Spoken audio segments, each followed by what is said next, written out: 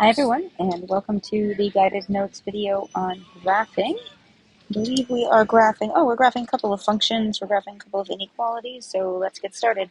I hope that you can recognize that this is the equation for a line that I want to get into slope-intercept form. So I want to solve for y, and once I solve for y, then I'm off and running.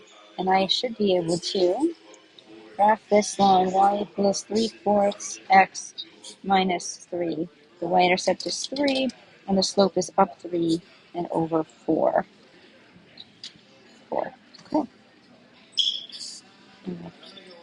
This is 30 is the same thing. I'm just graphing two lines now, and the solution is going to be their point of intersection.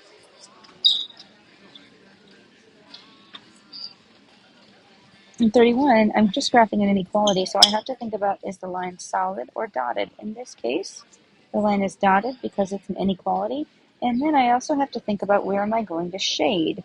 I want all of the y values that are below this line, so I find the y-intercept at -2, the slope of -4,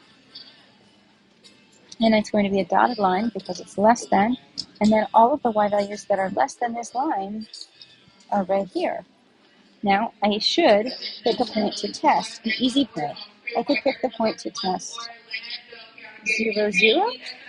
That means plug in 0 for y, plug in 0 for x, and this should solve to be true. Is 0 in fact less than -4 minus 6? No, 0 is not less than -6, so I'm not shading here.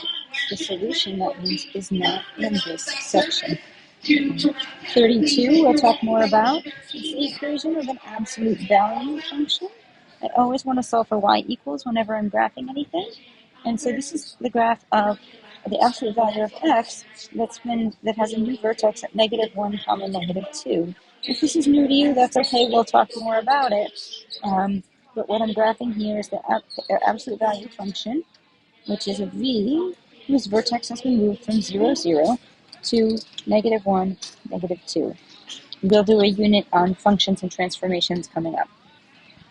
Again, this is the absolute value of x shifted down 1, and it looks like this. And it's, oopsies, I've got to be careful. It's going to be a dotted line, and then I'm going to have to think about where to shade. Do I shade above or do I shade below? Well, I want all the y values that are greater, so I'm going to shade up above, and I should test a point. In this case, I'll test the point 0, 0. So is 0 greater than the absolute value of 0 minus 1? 0 is in fact greater than -1, and so this is the solution set right here in that shaded area. And this really is my check or my test point. Okay, here, this is going to be a parabola, which the parent function here is x squared, and it's y equals x minus 1 squared minus 4, which means the vertex goes from originally the point 0, 0, where a parabola would sit like this. Since we go through 0, 0. Now, the new vertex is at the point 1, -4.